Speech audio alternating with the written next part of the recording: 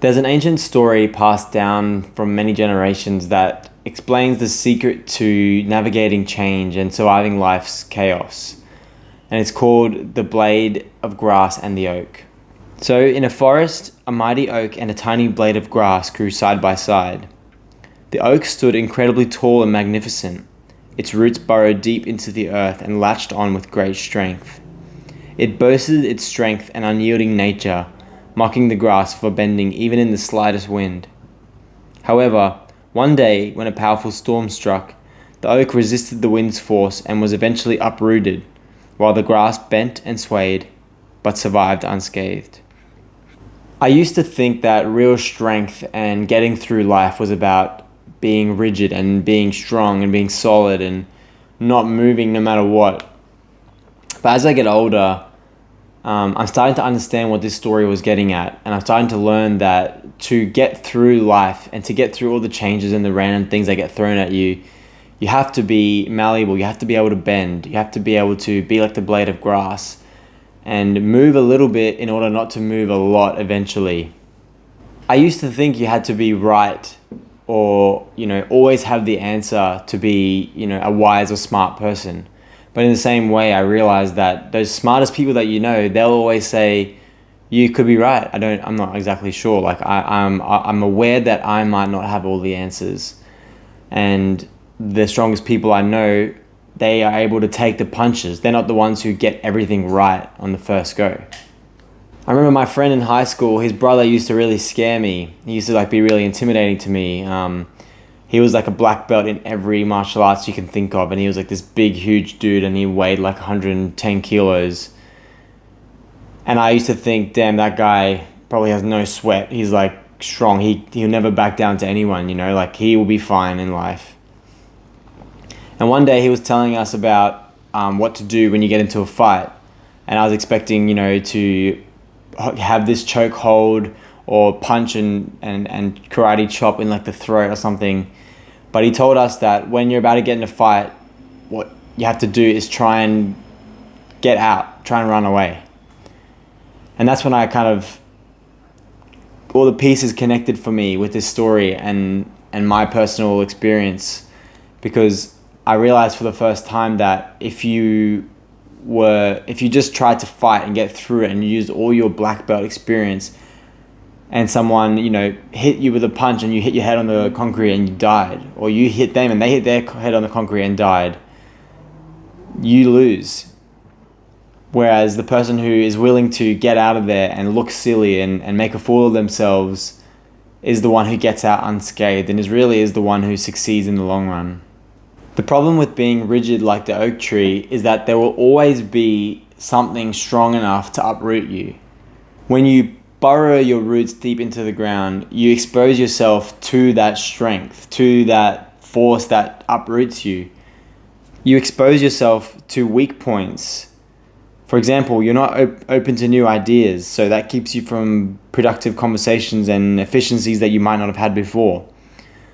You're not open to the possibility of being wrong, which can keep you from being a good leader or from learning something.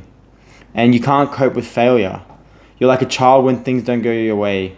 You're so firm in your expectations that any variance makes you upset. It's like one of those senile basketball players who, since the three-point line was introduced, they refuse to take three-pointers. But you're just going to be at a disadvantage because you can't get an extra point. Or someone who refuses to be wrong in arguments, and no matter what you say, they just hold steadfast in their way and they won't move. I always respect the people who say, I believe in this faith, but I'm open to any other ideas being true, but this is just what I believe in, as opposed to someone who's like, your way's wrong, my way's right. And rigid people just get phased out. It's just how life works. There's too much to battle with. There's for example, the guy that wouldn't shoot the threes, he'll get phased out because he won't be able to compete. Or the guy who's not open to new ideas, he won't be able to compete because he won't be able to learn new things. But when you're like the blade of grass and you bend and you allow life to change around you and you're willing to adapt, you're willing to try new things, life, there's no problems anymore. Life, it just becomes something, and you just deal with it and you just go along. But when you're so headstrong and resistant and your expectations are so rigid, it just becomes so difficult to navigate everything because there's just so many variables in life. And with all that being said, you begin to realize a couple of little things. Letting something go to keep the peace is strong, not weak. Being willing to listen, learn, and adapt is strong, not weak. And being willing to be wrong and to hear someone else's opinion is strong, not weak. A quote from Lao Tzu: "Nothing in the world is softer and weaker than water, yet for attacking the hard and strong, nothing can surpass it." So to summarize, you've got to focus on bending so you don't break. Because when you're strong and rigid in your expectations and your delivery in life, there's going to be someone better and bigger to defeat you. There's going to be someone bigger than you who can beat you up, a chef that can cook better than you, or a scholar who's smarter than you. But when you can be flexible, calm, adapt, and do things that might seem weak at face value, you start to get a lot of benefits from it. It's these situations where you do things like letting things go, running away from a fight, letting others feel smarter than you, taking the punches from life, having the awareness that this too shall pass, being willing to accept criticism and taking it the right way, and saying, maybe I'm wrong when you're arguing with someone. Being like the blade of grass is having an argument with someone and saying, you know what, that's fine, you're right, I might be wrong, even if you know you're right, just to keep the peace. So this all boils down to this one question that you ask yourself. Whatever difficult situation you're in or argument that you're in, you want to picture the oak tree, stubborn and rigid, and the blade of grass, which is nimble and adaptable, and ask yourself, which one would I rather be in this situation? And you start to realize that the blade of grass just always wins. It's not worth being rigid. It's not worth dying on that hill. So yeah, I hope that resonates with you. It's a concept that has been really front of mind for me lately. And I think it really can make a big difference in someone's life when you picture the tree and the grass and start to think, is it worth me going and really planting my feet here and dying on this hill? Thank you very much for watching.